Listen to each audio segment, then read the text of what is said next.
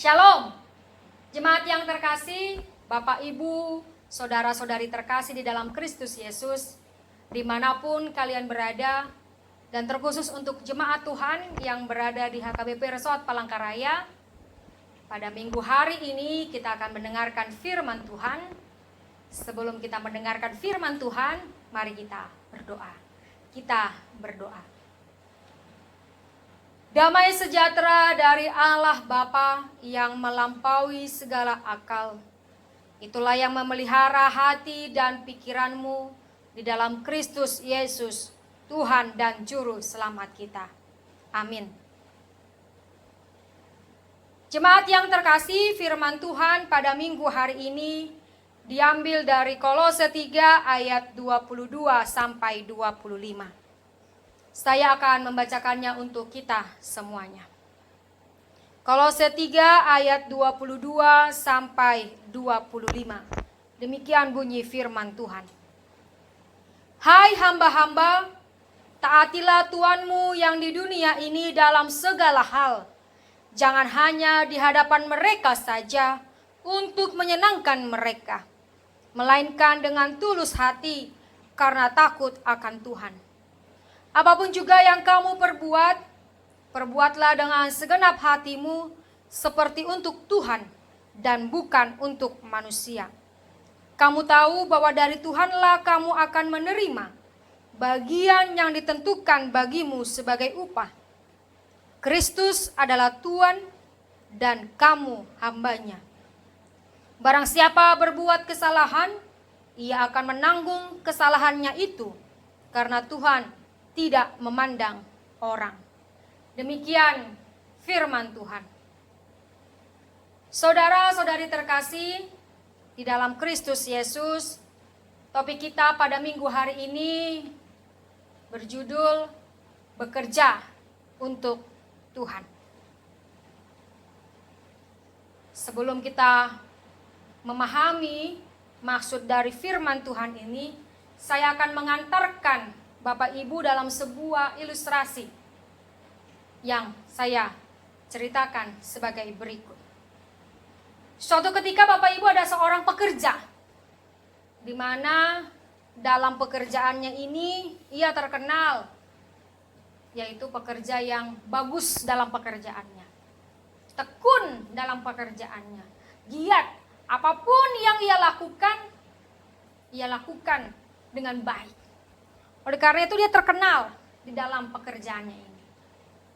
Seorang pekerja ini adalah merupakan seorang mandor dari sebuah perusahaan bangunan. Akan tetapi Bapak Ibu, suatu ketika seorang mandor ini meminta, bahkan memohon pensiun dini dari pekerjaannya. Karena ia ingin menikmati kehidupannya agar tidak larut dalam pekerjaannya selama ini. Namun dengan berat hati, majikannya seperti tidak merelakan dia untuk pensiun dini. Tapi karena ia melihat permohonan dari seorang mandornya itu, akhirnya ia mengatakan, sebelum mandor ini pensiun dari pekerjaannya, haruslah ia menyelesaikan satu proyek lagi, di mana proyek itu adalah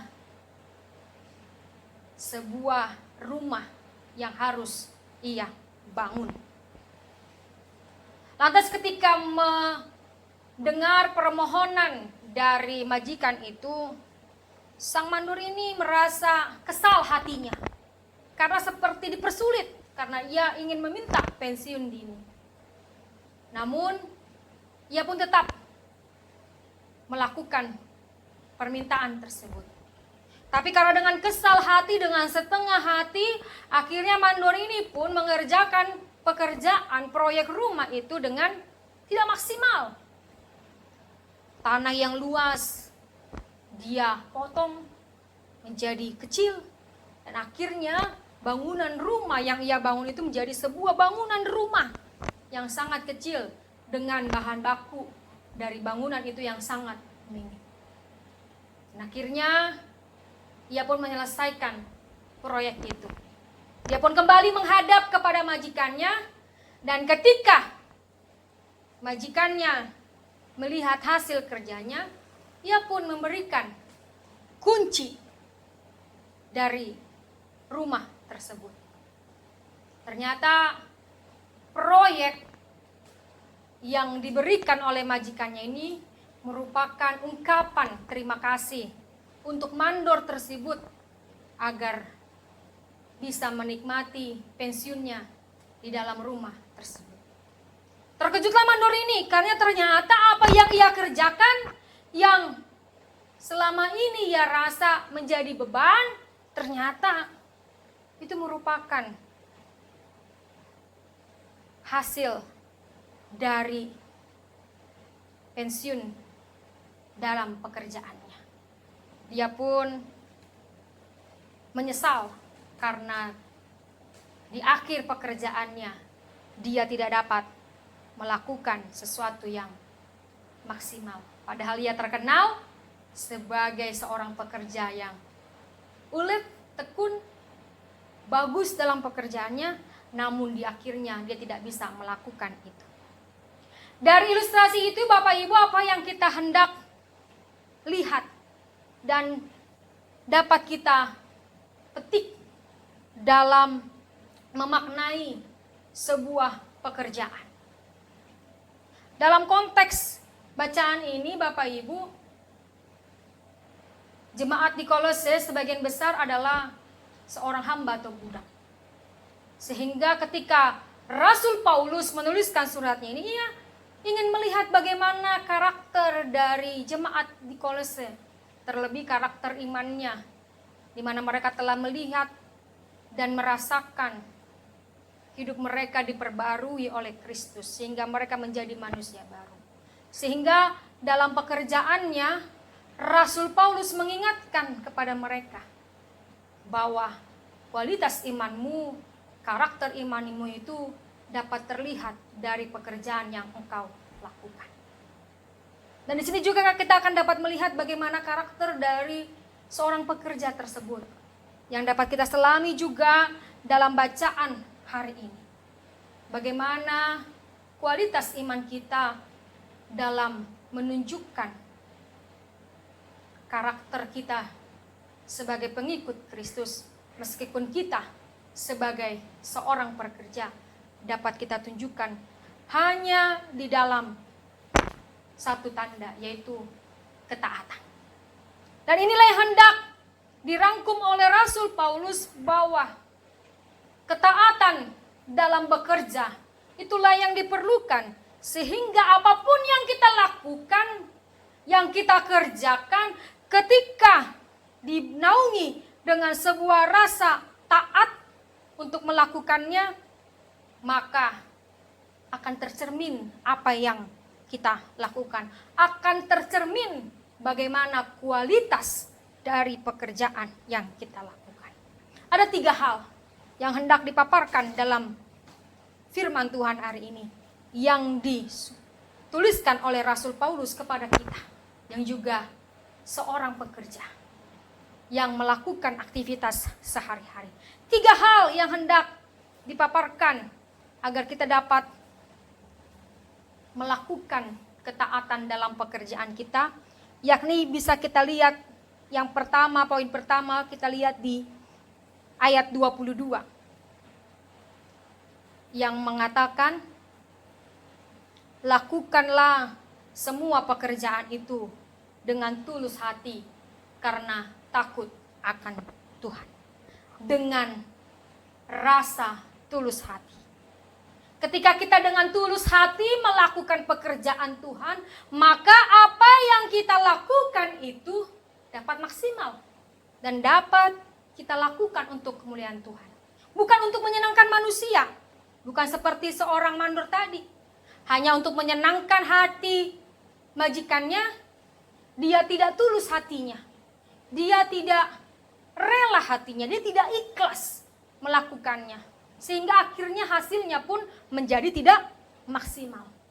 Tetapi ketika kita melakukan pekerjaan dengan tulus hati di sini maksudnya bersih hatinya, tanpa pura-pura, tanpa keterpaksaan, tanpa ada yang memaksa, melainkan dari keikhlasan hati, ingin mengajak kita bahwa apapun yang kau lakukan dalam pekerjaanmu yang menunjukkan ketaatan dalam yang kau lakukan, maka lakukanlah itu dengan tulus hati, dengan hati yang penuh ikhlas, hati yang jujur, tidak kepura-puraan, sehingga tidak ada lagi karakter seperti seorang mandor tadi yang akhirnya menukang-nukangi hasil dari proyeknya tersebut karena ia tidak dengan ikhlas menerima pekerjaannya itu.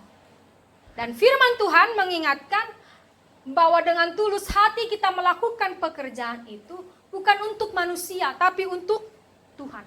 Itulah yang dikatakan ketika kita melakukan pekerjaan untuk Tuhan, yang kita lakukan dengan sebuah ketaatan, dapat kita tampilkan dengan sikap kita yang tulus hati dalam melakukan sebuah pekerjaan. Dan yang kedua Bapak Ibu, kita lihat di ayat 23 yang mengatakan bahwa apapun yang kamu perbuat, perbuatlah dengan segenap hatimu seperti untuk Tuhan dan bukan untuk manusia. Hati Bapak Ibu adalah pancaran dari semua tindakan kita. Ketika kita melakukan tidak dengan segenap hati seperti seorang mandor tadi, apa hasilnya? Ya kan? Ternyata ada hasil yang kita dapat. Dengan tidak segenap hati, maka hasilnya pun tidak maksimal. Karena hanya untuk menyenangkan, hanya untuk supaya kita bisa cepat-cepat pensiun dini, tidak dengan sepenuh hati, akhirnya apa yang kita lakukan tidak seturut dengan kehendak Tuhan. Jangan ada istilah, sudahlah, asal majikan senang, asal Tuhan senang. Tidak.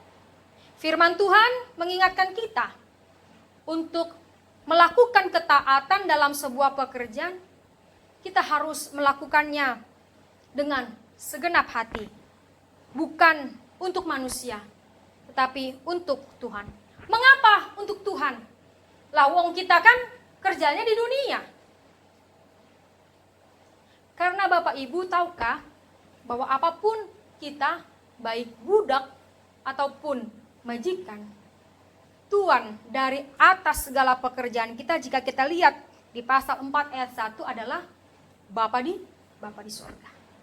Jadi semua orang di dunia ini harus mempertanggungjawabkan apa yang kita lakukan kepada Tuhan. Oleh karena itu, untuk mempertanggungjawabkan pekerjaan itu, apa yang kita lakukan, mari kita lakukan dengan segenap hati. Dengan sepenuh hati, bukan setengah hati ya. Dan inilah yang diajak kepada kita. Apapun pekerjaan kita, baik ibu rumah tangga, jika tidak dengan segenap hati melakukan pekerjaan, ya kan? Apa yang terjadi, ya kan? Kalau misalnya nggak segenap hati memasak, ya kan? Masakannya jadi hasilnya tidak baik. Kalau menjaga anak ataupun mencuci pakaian, membersihkan rumah tangga, membersihkan rumah, tetap hasilnya tidak maksimal. Karena dengan tidak segenap hati, akan terjadi sungut-sungut, akan terjadi cemberut terus. Karena apa yang kita lakukan dengan tidak sepenuh hati. Karena dari hatilah terpancar segala pekerjaan. Oleh karena itu, Bapak Ibu, ada istilah yang mengatakan di dalam bahasa Batak mandok, satonga ulaonima tangiang. Setengah pekerjaan itu adalah doa. Oleh karena itu, ketika kita melakukan pekerjaan itu dengan setengah hati, ya hasilnya setengah. Tetapi ketika kita melakukannya dengan sepenuh hati, pekerjaan itu merupakan doa yang harus kita lakukan. Sehingga ketika melakukan itu, kita akan mendapatkan sukacita, mendapatkan suatu kekuatan untuk melakukannya. Itu poin yang kedua yang hendak dikatakan. Ketika ingin melakukan ketaatan untuk dapat melakukan pekerjaan, bekerja untuk Tuhan, harus kita lakukan dengan segenap hati. Poin yang ketiga Bapak Ibu yang dapat kita lihat dari firman Tuhan hari ini, saya mengambilnya di ayatnya yang ke-25. Di mana di situ dikatakan, barang siapa berbuat kesalahan, ia akan menanggung kesalahannya itu, karena Tuhan tidak memandang orang. Saya ingin menyimpulkan dari ayat yang ke-25, ingin mengatakan bahwa apapun yang kita lakukan dalam sebuah pekerjaan, ketika kita taat dalam melakukannya, harus kita pertanggungjawabkan. Maka karakter, kualitas kita dilihat dari bagaimana tanggung jawab yang kita lakukan dalam sebuah pekerjaan. Jangan seperti seorang mandor tadi ya, tanggung jawabnya setengah-setengah gitu kan, tidak segenap hati lagi, sehingga dia tidak maksimal melakukannya. Tetapi ketika apapun yang kita lakukan Bapak Ibu, kita lakukan dengan bertanggung jawab. Apapun yang kita lakukan kesalahan, kita harus mau menerimanya. Kita harus mau dengan iman menerima apa yang kita lakukan. Jangan kita menghindar dari kesalahan yang kita lakukan dalam pekerjaan atau lepas tangan. Tetapi firman Tuhan mengajak dalam menaati pekerjaanmu di dalam kehidupan, lakukannya itu dengan rasa tanggung jawab. Dan ketika Bapak Ibu, ketika kita sudah memahami bentuk ketaatan yang akan kita lakukan dalam bekerja untuk Tuhan, ketika kita sudah memahami bentuk ketaatan itu dalam 3 hal itu, maka akan ada upah, maka akan ada hasil yang kita terima. Itulah yang diungkapkan oleh Rasul Paulus di ayat yang ke-24 yang mengatakan bahwa dari Tuhanlah kamu akan menerima bagian yang ditentukan bagimu sebagai upah. Ada hasil dari setiap orang yang mau taat dalam melakukan pekerjaannya. Ada hasil yang kita tuai, ada hasil yang kita tabur dan kita tuai di dalam kehidupan kita, sehingga apapun yang kita lakukan akan kita mendapatkan upahnya. Jangan seperti Bapak tadi ya kan, Bapak mandor itu yang hasilnya apa? Menjadi hasil yang tidak maksimal. Oleh karena itu, selagi Tuhan masih memberikan kita kesempatan untuk bekerja, Bapak Ibu, marilah lakukan pekerjaan itu hanya untuk Tuhan, hanya untuk kemuliaan Tuhan. Karena tugas kita dunia ini memang adalah mempertanggungjawabkan apa yang kita lakukan hanya untuk Tuhan. Dan percayalah bahwa apa yang kita lakukan saat ini dari sebuah ketaatan untuk bekerja kepada Tuhan akan ada hasilnya. Oleh karena itu Bapak Ibu, meskipun di masa pandemi ini kita ngerasa bahwa banyak yang pengangguran, banyak yang PHK, membuat kita menjadi tidak dapat bekerja kembali. Justru menurut saya Bapak Ibu, di masa pandemi inilah kita diasah bagaimana bentuk ketaatan kita dalam sebuah pekerjaan. Justru di masa pandemi ini seharusnya kita mampu berkreasi untuk melakukan segala hal yang kita lakukan. Tinggal foto, tinggal masak, publis ke medsos, sudah bisa menghasilkan banyak uang. Asal kita mau taat, kita mau tekun, kita mau tulus, kita mau benar-benar dengan segenap hati melakukannya, mau bekerja keras, mau melakukannya dengan bertanggung jawab, maka lambat laun kita akan mendapatkan hasilnya. Saya melihat beberapa jemaat Palangkaraya memiliki kreativitas di masa pandemi ini. Dengan kreativitas memasak, dengan membuat roti, diposting, dan akhirnya dijual. Dengan berternak ayam, ya kan? Kemudian dijual. Dengan menanam sayur-sayuran, sayur sawi, kangkung, bayam, kemudian diposting dan dijual. melalui WA group ataupun dalam hal-hal yang lain. Justru semakin banyak peluang pekerjaan itu di masa pandemi ini dengan kreativitas, dengan kerja keras. Oleh karena itu, saya mengingat perkataan Albert Einstein, seorang intelek yang mengatakan ternyata sebenarnya otak manusia ini dapat menjangkau seluruh kemampuan teknologi. Tapi dari kemampuan itu hanya 1% aja yang digunakan melalui otak. 99% adalah menggunakan kerja keras. Oleh karena itu Bapak Ibu, untuk mendapatkan hasil upah dalam sebuah pekerjaan itu, kerja keras diperlukan. Kerja keras inilah merupakan hasil dari ketaatan. Dengan karakter yang tulus hati, yang segenap hati, dan mau bertanggung jawab dalam melakukannya, kita diajak.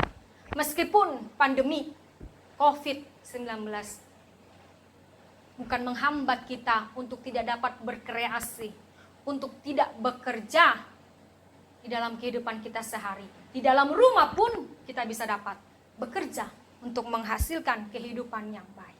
Apalagi dengan teknologi saat ini sudah menjadi bantuan untuk kita bisa bekerja dan bisa mendapatkan penghasilan untuk kehidupan kita sehari-hari. Oleh karena itu Bapak Ibu, mari tetap kita semangat untuk bekerja. Dan ketika kita pun masih diberikan kesempatan untuk bekerja di dalam instansi atau lembaga, mari kesempatan bekerja yang Tuhan masih berikan, percayakan kepada kita, baik di rumah, baik di kantor maupun di luar. Mari kita lakukan apapun pekerjaan itu hanya untuk kemuliaan Tuhan. Karena hanya kepada Tuhanlah kita dapat mempertanggungjawabkan apa yang kita lakukan dari kehidupan kita hari lepas hari.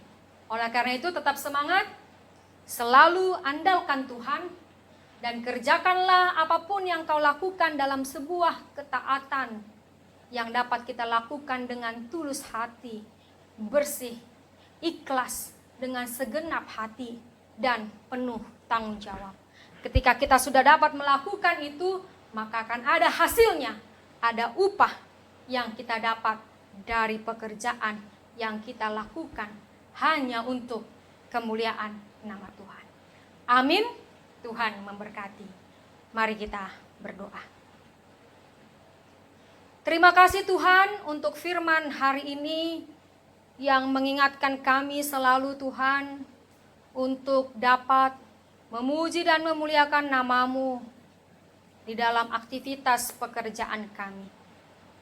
Kami percaya ya Tuhan, pekerjaan yang kami lakukan ini dapat kami lakukan dengan penuh ketaatan, yang kami lakukan dengan rasa tulus hati, segenap hati kami, dan bertanggung jawab penuh akan apa yang kami lakukan. Dan kami percaya ya Tuhan, firman ini menguatkan kami, bahwa dari ketaatan itu dalam pekerjaan kami akan mendapatkan upahnya, akan mendapatkan hasil dari setiap pekerjaan yang kami lakukan.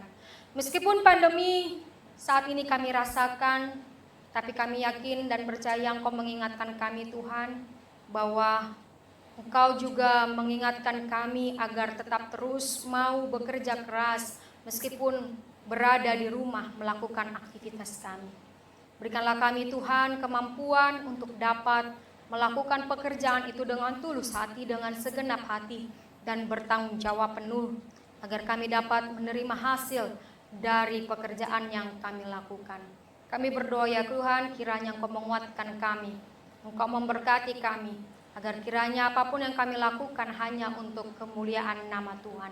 Kami berdoa ya Tuhan, kiranya Engkau memberkati kami, memberikan kami kesehatan, dan memampukan kami untuk melakukan firman-Mu. Terima kasih Tuhan, inilah doa kami. Dan hanya di dalam nama anak-Mu Tuhan Yesus Kristus kami berdoa dan mengucap syukur. Amin.